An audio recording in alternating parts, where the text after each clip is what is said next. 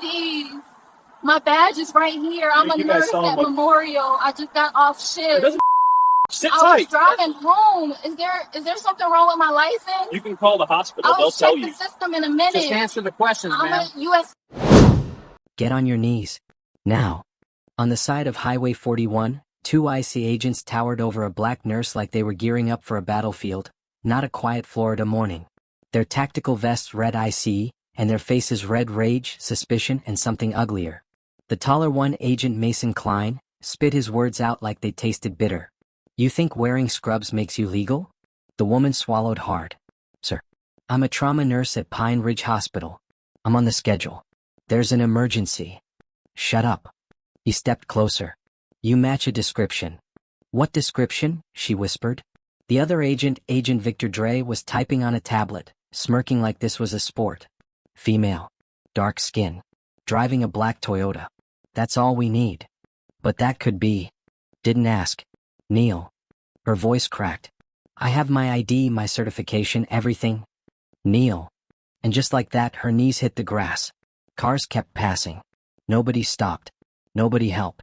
And Agent Klein grabbed the back of her scrub collar like she was a criminal trying to flee. He pushed her head down. Art. She gasped. The world blurred. Her badge swung forward and hit the dirt. And that is exactly where our story begins. Her name was Alyssa Warren. At 28, she had the face of someone who had cried many nights but kept going anyway. She wore cheap scrubs that had faded from too many hospital washes. She drove a dented black Toyota she bought used from a coworker.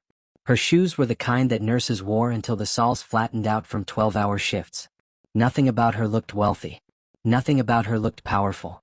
But she carried herself with a soft, steady dignity, the kind that comes from saving lives you never get thanked for.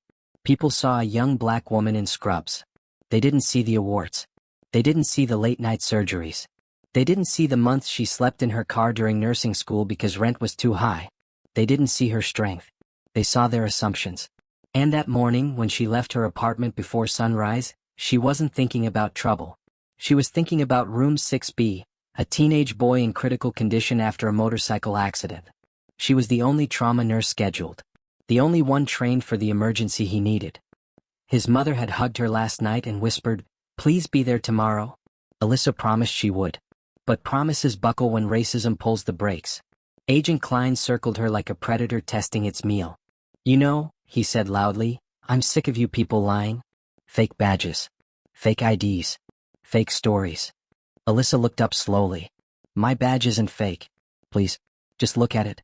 I haven't done anything wrong. Funny how you always say that, he scoffed. Every single one of you. Every one of who? She asked softly. He stopped moving. His eyes narrowed. You know exactly what I mean. His hand rested on his gun. Not unholstered, but close enough to make her chest tighten. The second agent, Dre, glanced at her ID badge lying in the grass. He kicked it with his boot like trash. She's undocumented, he said confidently. Bet she speaks English real well, for someone here illegally. Alyssa closed her eyes. The humiliation burned. Sir. I was born in Tallahassee, she whispered. Dre scoffed. Sure. And I'm Beyoncé. Klein snapped his fingers inches from her face. Where's your green card? Alyssa shook her head weakly. I don't need one. I'm a U.S. citizen. My father is. Oh, here we go, Dre interrupted. My father is important. My father is powerful. My father knows people. Heard it 1,000 times. Tell it to someone who cares. Klein grabbed her arm and yanked it up. Pain shot through her shoulder. Stop resisting. I'm not resisting, she cried. Please don't do this. Look at my ID. Just look at it. Klein shoved her forward. She hit the grass hard, her palms scraping against dirt and gravel. A passing driver yelled, Hey! She's a nurse. Leave her alone. Klein turned toward the car, hand hovering near his weapon. The driver sped off. Coward. Dre leaned in close. Don't worry. If you really are legal, you'll be free after a few hours, or days. You people never have your paperwork in order. You people. Always those two words. Alyssa's throat tightened. This wasn't new. Just louder. The sun beat down on her neck. Her scrubs clung to her skin. Her heart pounded in her ears as she imagined the hospital trying to call her, and her phone ringing in her car, and that boy in room 6B waiting for help that wouldn't come. Tears slipped down her cheeks. Klein looked disgusted. Don't cry. Just tell the truth. I did. He didn't care. He never cared. 2 more patrol vehicles pulled up behind them. I spat up. Not police. More heavy boots hit the ground. More hostile eyes turned toward her. Alyssa looked tiny on her knees compared to them. 5 men in full tactical gear against 1 nurse in scrubs. The leader of the backup unit, Agent Cole Maddox, crossed his arms and asked Klein, "What's the issue?" Klein jerked his thumb at Alyssa. Illegal. Tried to mouth off. Claims she's a nurse. Maddox snorted. A nurse? Dressed like that?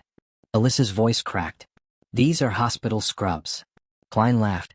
Anyone can buy those on Amazon. Maddox leaned down so close she could smell his breath. Where's your passport? Alyssa whispered, at home. Klein cuff her. She's lying. Klein pulled out his cuffs. No, please don't. He grabbed her wrists. Then, a voice blasted across the shoulder of the highway, loud, furious, shaking the air. Get your hands off my daughter. Every agent froze. Alyssa's head snapped up. She knew that voice. Everyone in the state knew that voice. A black Cadillac Escalade parked diagonally across the road. Doors flew open. 2 plainclothes security officers stepped out first, scanning the scene with quick, trained eyes. And then came him. State Attorney Jonathan Warren. Not a governor. Not a senator. Not a mayor. Something quieter. And much more dangerous. A man who specialized in building cases that made corrupt officials lose sleep. A man whose name was carved into courthouse plaques and whispered in police training academies. He wore a crisp navy suit, loosened tie, and a face carved from stone. His presence alone felt heavier than all the IC agents combined. Cars slowed just to stare. He walked straight toward Alyssa, every step louder than the last, and knelt beside her. His voice trembled. Baby, are you hurt? She shook her head but burst into tears anyway. Jonathan stood up slowly, controlled, like a storm gathering force. He faced the IC agents. The air went still. His words were soft, deadly, and clear. Which one of you laid hands on my daughter? Klein swallowed. Dre stiffened. Maddox brushed imaginary dust off his vest. No one answered. Jonathan raised one eyebrow. I'm not asking again. The agents shifted, suddenly unsure of the ground beneath their feet. Klein tried to speak. Sir, she matched a description. What description? Jonathan said coldly. Maddox jumped in. We're handling federal business, Mr. Warren. If she's undocumented. Jonathan took 1 step forward. Every IC agent stepped back. She, he said, is a United States citizen. Born in Florida. Graduated with honors. Works night shifts to save children who crash on motorcycles while you people hunt random women on their way to work. Dre blurted, We didn't know. You didn't ask. His voice thundered across the road. Bystanders flinched behind their windows. Jonathan pointed to the camera on his security officer's chest. Everything has been recorded. Every word. Every shove. Every insult. Every violation of federal protocol. A silent terror spread through the IC agents. Jonathan wasn't just a father. He was the man who wrote the state's anti-racial profiling laws.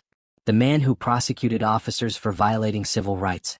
The man whose cases were used as training examples nationwide. And they had assaulted his daughter. The flip had begun. But it wasn't complete yet. That would come in Chapter 2. The shoulder of Highway 41 had never been this quiet.